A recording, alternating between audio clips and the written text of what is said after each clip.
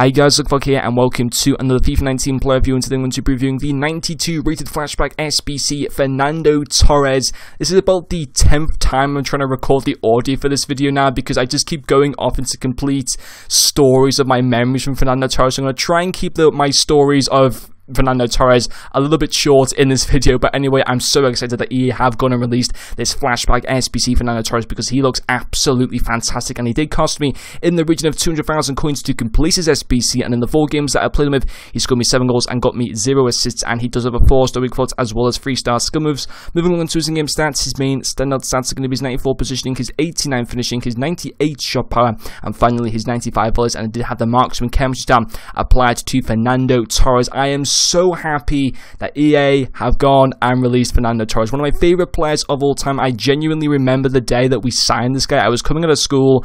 We signed him in the summer of the 2007, I believe it was, and I was just so happy when this guy started playing for Liverpool. I didn't know who he was when he came from Atletico Madrid because I didn't watch like any other football apart from the Premier League up until like, maybe the past few years when I started getting into like La Liga and stuff like that and watching that on a regular basis. But Fernando Torres, they're like absolutely fantastic player, and until he went to Chelsea, he was definitely one of my favorite players of all time. And even now, I still have kind of that special place in my heart because I was still like 10 years old when he signed, and I was genuinely gutted. I think I nearly cried when he left, although he was kind of shit that season when he ended up leaving midway through to Chelsea. I don't know why Chelsea bought him for 50 million. It was a complete stupid move by them. But anyway, no need to worry about that now if you're a Chelsea or Liverpool fan, because those days of Fernando Torres are over in the Premier League. But anyway, focusing on him in FIFA, great card. It actually feels really good in game for the most part. I think obviously his stamina, his balance are looked to be issues on paper. We'll talk about them a little bit later on, but his first pro is going to be his finishing. Fantastic finishing stats.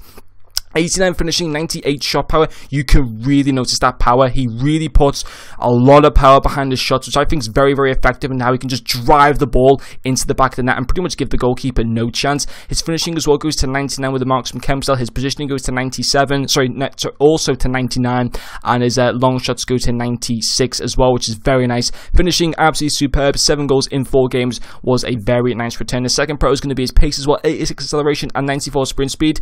Is it just me, or does that seem a little bit harsh? Like, I think his acceleration should be higher than 86. I remember that first season when he was at Liverpool, he would get past players and just burst away from defenders genuinely so easy. He was so quick, and obviously as he got more injuries along his career with Liverpool and stuff like that, he lost a lot of his pace, and that really kind of affected Torres a lot, to be honest. But that first season, second season with Liverpool, he was so quick, and I think he should be better than 91 pace personally. But even so, in game, it still feels fine. He's more than capable of being able to kind of get past defenders and stuff like that and to get into good opportunities by using his pace. It is still very nice. And then his final pro is going to be his dribbling as well. 81 agility, 85 reactions, 92 ball control, and 93 dribbling. All very nice. And because those stats are so good, it means that balance of 58 is not that much affected. I think it's a disgrace that EA have gone and given Torres only 58 balance, because he never, like, I remember watching him in the Premier League. He was a decent, kind of skillful dribbler with the ball for the position that he was playing in. He was pretty skillful, pretty decent at dribbling and stuff like that. He didn't have 58 balance. I'm sorry, that just doesn't